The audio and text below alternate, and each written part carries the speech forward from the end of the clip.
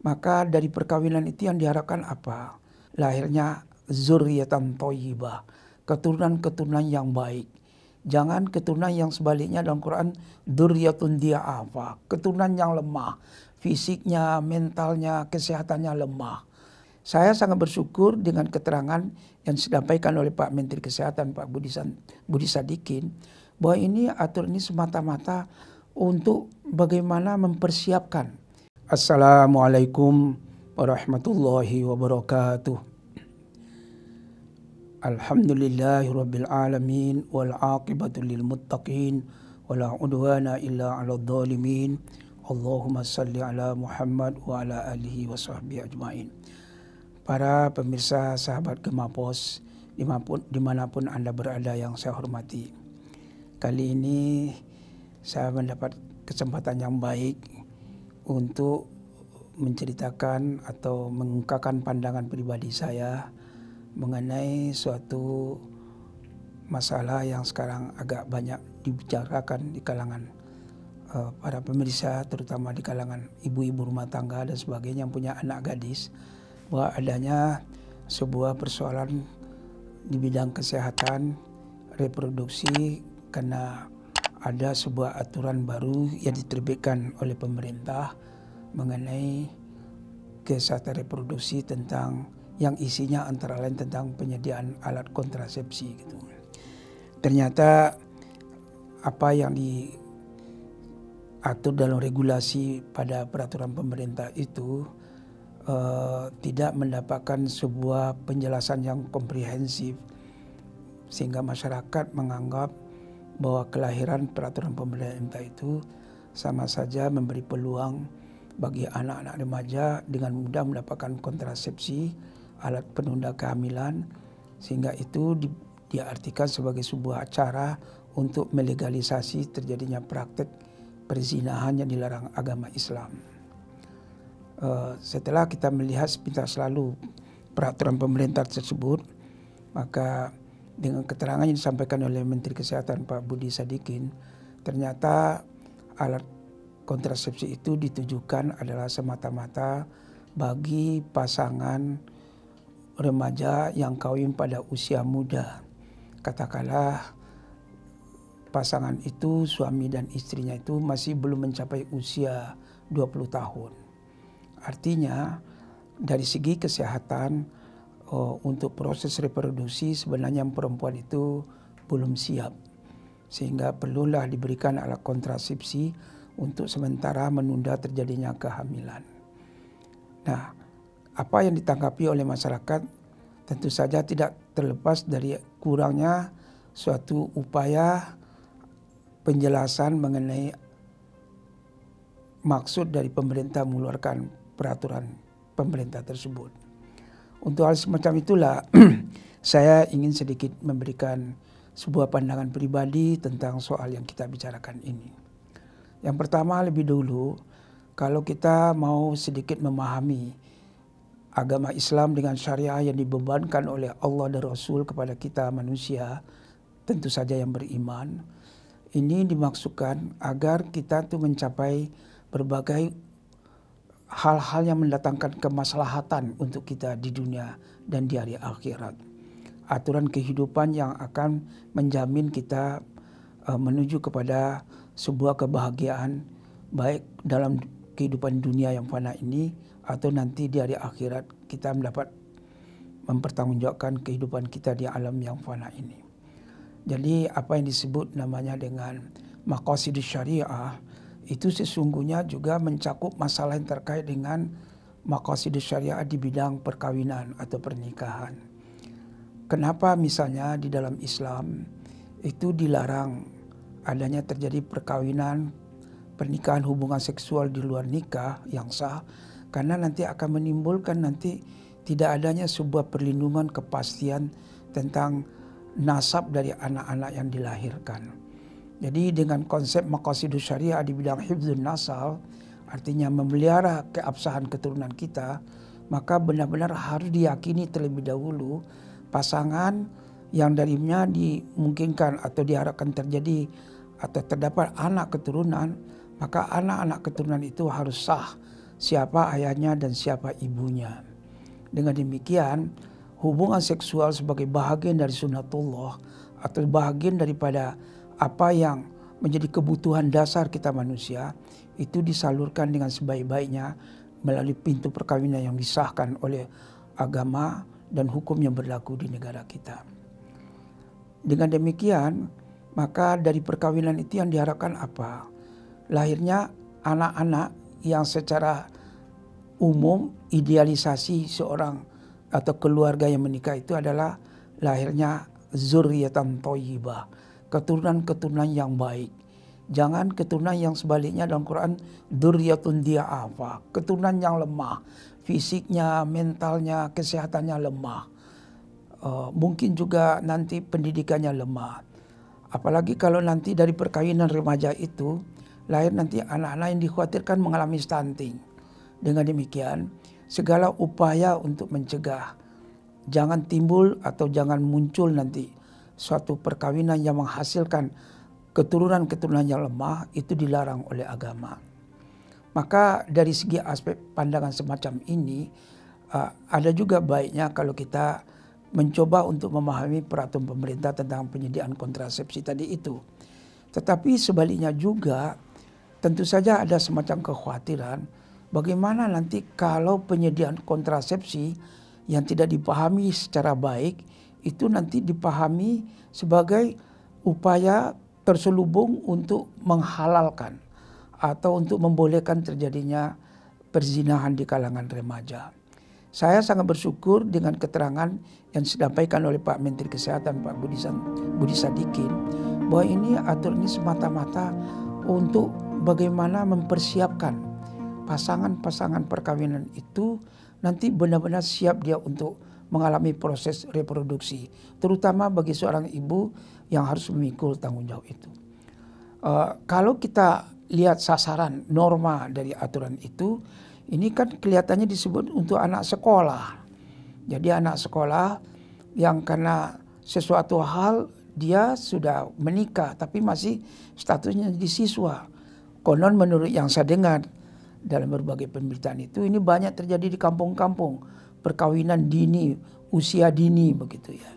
Kalau andai kata alat kontrasepsi ditujukan untuk hal yang semacam itu, menurut hemat kita itu masih sejalan dengan maksud agama maqasidus syariah. Tapi kalau andai kata nanti dengan peraturan menteri yang akan dikeluarkan, itu ternyata aturannya tidak cukup detail, tidak cukup operasional sebagai panduan bagi masyarakat, bagi dinas kesehatan, atau bagi siapa saja nanti yang akan membaca aturan itu secara umum, maka ini yang dikhawatirkan akan adanya persepsi publik di mana masyarakat menganggap pemerintah itu memberikan peluang bagi legalisasi atau legalitas zina melalui peraturan pemerintah. Nah, untuk itulah barangkali sesuai dengan apa yang selama ini terjadi, seharusnya untuk bersama-sama bagaimana pemerintah di satu segi bersama dengan lembaga keagamaan yang sudah diakui eksistensinya di Indonesia yaitu Majelis Ulama bersama-sama berkoordinasi untuk mensosialisasikan peraturan ini sehingga masyarakat nanti dapat memahami apa sebenarnya maksud dengan aturan yang cukup komprehensif itu. Jadi dengan demikian kita memahami para ulama itu yang bergabung dalam Majelis Ulama Indonesia, terutama Komisi Fatwa Majelis Ulama Indonesia, itu dia berperan sebagai apa yang disebut namanya khadimul ummah. Dia adalah melayani masyarakat, memberikan bimbingan kepada masyarakat. Sebaliknya juga pada segi lain Majelis Ulama itu adalah sadiqul hukumah. Dia adalah mitranya pemerintah untuk hal-hal yang menyangkut kepentingan publik agar sejalan antara kebijakan pemerintah dengan maksud agama untuk menuntun umat kepada jalan yang benar, maka diharapkan seperti apa yang dijanjikan oleh pemerintah bahwa aturan yang terdapat dalam peraturan pemerintah itu akan diatur lebih lanjut dalam sebuah peraturan menteri. Sebaiknya lah ketika peraturan menteri akan digodok akan terjadi semacam proses konsolidasi, koordinasi dan advokasi dengan Majelis Ulama sehingga aturan yang dibuat itu nanti dapat memberikan suatu bahan-bahan yang lebih komprehensif sehingga ketika itu disosialisasikan kepada masyarakat tidak menimbulkan satu gejolak, tidak menimbulkan mispersepsi yang bisa menyebabkan terjadinya kesalahpahaman. Di segi lain barangkali menurut hemat saya soal-soal yang terkait dengan apa yang kita sebut namanya upaya-upaya pornografi dan porno aksi sebagai dua istilah yang dulu sering disebut sebagai upaya kita untuk meredam terjadinya perzinahan, perselingkuhan di kalangan massal, dan jangan sampai pula terjadi ada sebuah regulasi yang kemudian dijadikan dasar untuk adanya kebebasan free seksual di tengah masyarakat. Dan inilah yang harus kita cegah sehingga mestinya peraturan yang diterbitkan tadi itu benar-benar sejalan dengan keinginan kita untuk supaya masyarakat mendapatkan suatu bimbingan aturan yang komprehensif dari segi agama dapat dijamin itu tidak bertentangan dengan aturan-aturan keagamaan atau dalam bahasa yang lebih umum bahwa peraturan pemerintah kemudian dilaksanakan lebih lanjut dengan peraturan menteri itu benar-benar sesuai dengan filsafat hukum Pancasila yang berketuhanan yang Maha Esa. Dan dengan demikian upaya pemerintah akan dapat dukungan sepenuhnya dari para ulama, dari para mubalik dan ustadz sehingga kolaborasi yang baik ini akan dapat memberikan suatu kontribusi yang berharga dalam upaya pelaksanaan peraturan pemerintah tersebut. Dengan demikian, kalau andai kata nanti ada pandangan-pandangan kritis dari masyarakat tentang maksud aturan-aturan yang disampaikan tadi itu, maka mestinya pemerintah secara terbuka dapat menjelaskan dengan sebaik-baiknya. Jadi aturan sistem reproduksi sesuai dengan sistem siklus hidup yang dikatakan tadi itu mengenai masalah kesehatan sistem reproduksi di usia dini itu benar-benar mencapai sasarannya. Sebab kalau tidak nanti ini malah bisa menimbulkan lagi ketegangan atau ketidakpercayaan masyarakat terhadap berbagai regulasi yang mengandung berbagai kebijakan yang ditetapkan oleh pemerintah. Saya mengharapkan terutama anak-anakku, para remaja di seluruh Indonesia, inilah kesempatan kita dapat memahami sebuah regulasi yang diterbitkan oleh pemerintah dan sekaligus juga kita diajak untuk memperluas cakrawala literasi kita melalui peraturan yang diterbitkan oleh pemerintah. Kita dapat mengetahui kebijakan-kebijakan pemerintah dan bahkan ini juga baik sekali kalau didiskusikan di kalangan remaja secara kritis menyampaikan pandangan-pandangan mereka. Toh yang menjadi norm adresat atau menjadi sasaran dari peraturan ini adalah khususnya terhadap para remaja. Dan sekaligus juga sebagai pribadi saya menyampaikan himbauan terutama kepada orang tua murid, kepada kita masyarakat umumnya terutama yang tinggal di daerah pedesaan, marilah kita mempertimbangkan betul dengan sebaik-baiknya. Jangan sampai terjadi perkawinan usia dini yang sesungguhnya akan merugikan tidak hanya ketidaksiapan calon suami dan istri, tetapi juga kita memikirkan masa depan anak-anak kita. Mereka hendaknya tumbuh berkembang dalam suasana kehidupan rumah tangga yang mawaddah, sakinah, dan rahmah. Tumbuh dan berkembang dalam suasana mereka akan dipersiapkan menjadi anak-anak keturunan-keturunan yang thayyibah, bukan keturunan-keturunan yang dhi'afah. Sekali lagi atas dasar kesadaran kita perlunya ada sebuah regulasi tentang reproduksi yang berintikan penyediaan alat kontrasepsi bagi pasangan usia dini. Jadi bukan bagi pemuda dan remaja yang belum kawin, bukan itu yang dimaksud sepanjang disampaikan oleh Menteri Budi Sadikin. Jadi kita harus tahu bahwa maksud pemerintah itu baik. sepanjang disampaikan itu benar dan itu akan dilaksanakan, menurut hemat saya masih sejalan dan senafas dengan apa yang dikatakan diatur oleh pemerintah. Sebaliknya, kalau ternyata nanti itu menyimpang dari apa yang dibolehkan, maka menurut hemat saya para ulama nanti akan mengkritisi ini melalui metode apa yang disebut namanya sadduz zari'ah, perbuatan yang dibolehkan.